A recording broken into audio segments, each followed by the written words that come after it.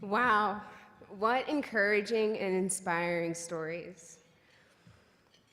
Now I'd like to take the time and tell you a little bit about my own story. As with many of us, 18 is a time of transition into adulthood that not many of us take very seriously. Most of us get to taste what being an adult is like without actually having to jump in head first. We know mom and dad will be there to catch us when we fall. Only, I didn't have the pleasure of knowing my father, but my mother, she was nothing short of incredible. She was compassionate, she was strong, she was a fighter. She taught me to be independent and never give up, especially when the going got tough. She poured her best parts into me, doing her best to teach me right from wrong. And like most kids, I always thought she would be there to catch me when I fell. But on that point, I was wrong. 5 months after my 19th birthday, my mom unexpectedly died, and my world came crashing down. Without guidance from my only source of light and life, my own life spiraled out of control. I was surrounded by unhealthy relationships and habits. I had absolutely no direction, no one to look up to, and no role model. It would stay that way for several years. At 25, I found out I would be expecting my first child, and I was quickly overjoyed with the thought of becoming a new mom. But my life was a constant source of drama. A few months after giving birth, I became a single mother, struggling to see the light at the end of the tunnel. My worst nightmare had become a reality. I was broken and in despair. I felt like I'd been stopped, dead in my tracks. But during this dark hour, God pulled me from the muck and threw me a real curveball. Colorado wasn't on my radar at all. I was living in North Carolina and praying for something better. My aunt insisted that I go back to school. She mentioned she had attended an online school based out of Colorado. So when I Googled schools here in Colorado, CSU was the first one to populate. With a roll of my eyes, I clicked on it to see what they had to offer. And to my surprise, they had way more to offer than I expected. Their horticulture programs piqued my interest, and in that moment, I knew Colorado was my goal. I was going to move here and start a farm of my own.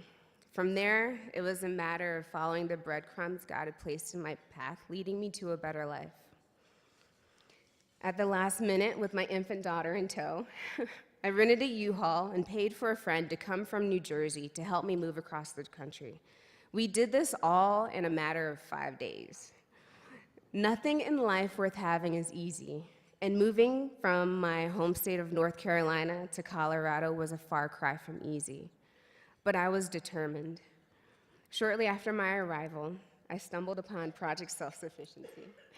Love you, baby.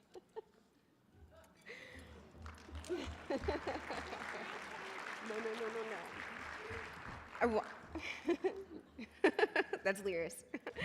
I walked into Project Self-Sufficiency after only being in Colorado for a week. My spirits were pretty low. I'd come here to start a better life for my daughter, but nothing was going as expected. Yet, I'd miraculously found a place to live after the initial setup fell through, and shortly after, I was accepted into the program. The staff and mentors were my saving grace. Transitioning into my new life here would have been worlds more difficult without them. They helped me big time on my first pressing need. See, I had a 6-hour commute to take my daughter to and from daycare each day. That 6-hour commute is also a 14-minute drive by car. It took so long because the bus transit runs on an hour loop, and I needed to take 2 buses to get her to daycare, and then 2 more buses to get back home. And then I had to turn around in about 3 hours and do it all over again.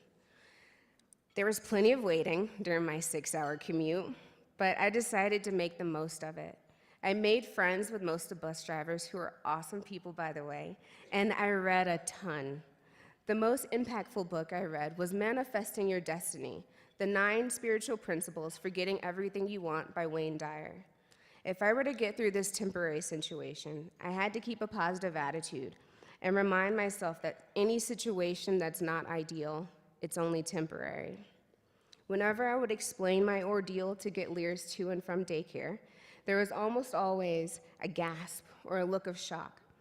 My response never changed. I would simply reply, "It's okay, it's only temporary." Those 3 words would become my mantra. It's okay, it's only temporary. Having that mindset coupled with the visualization techniques I learned from the book, I truly began to feel unstoppable. You have to be able to visualize the light at the end of the tunnel to actually be able to see it. A month after all those hours spent on a bus, envisioning myself behind a wheel, I was blessed with a new-to-me car. Project Self-Sufficiency has a car donation program that participants have access to once they've met certain conditions. And that's where they made a real lasting impact for Lyris and I. Along with the donated car, Project Self-Sufficiency has funds for any major issues that may come up. A blessing on its own. Being a single parent going to school, there isn't much wiggle room for unexpected expenses. As a participant, we have access to funds that help with bills, gas, daycare, or emergencies. Project Self-Sufficiency is unlike any organization I've ever encountered. Not only do they support single parents getting back on their feet, but they do their best to cover any bases we as single parents may miss or struggle with. Aside from being a sound support system, this organization has also afforded me the opportunity to network and get involved in events like this to help spread the good word and to give back where I can. Now, I attend Ames Community College in pursuit of an agricultural business degree. One day, I plan to run my own nonprofit farm to help at-risk youth and teens. I feel compelled to give back and help others just as I've been helped, which has almost always been from someone I didn't know. With the help of Project Self-Sufficiency, I feel like I can overcome any obstacle that might try and stop me. Life's journey may find you driving down a one-way road the wrong way. Or maybe you come to a fork in the road with 0 direction like I was. Don't be discouraged. Remember, it's only temporary. Grab hold of life's steering wheel and enjoy the journey. Life hides its most precious gems off the beaten path. So be bold, be courageous, and be unstoppable.